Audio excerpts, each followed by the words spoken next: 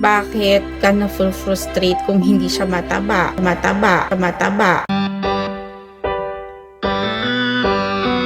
Breastfeeding, mom po ako, 3 na anak ko. Dito sa bunso ko medyo na-frustrate ako kasi hindi siya nataba.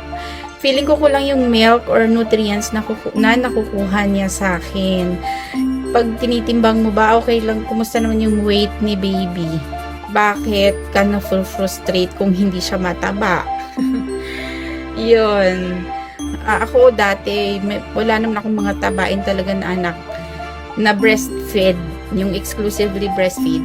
Ang importante kasi sa akin, yung healthy siya, hindi siya sakitin. Yun. Kahit hindi siya yung parang talagang chubby chicks na cutie pie na baby. Basta hindi siya sakitin, alam ko healthy na yung baby.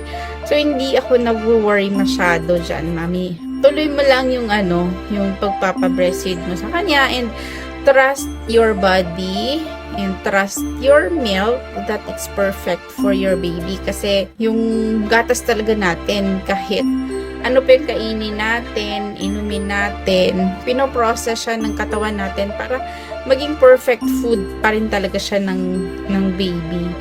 Kaya, huwag tayong masyadong mag-alala or mag-frustrate kasi our body is amazing.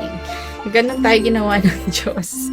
Ang galing-galing talaga ng Diyos kasi imagine, buhay, kayang buhayin ng katawan natin ang isang baby na ganun. Tapos in-nurture niya, bibigay ang lahat ng kailangan ng baby for 9 months. Amazing! Want more videos like this?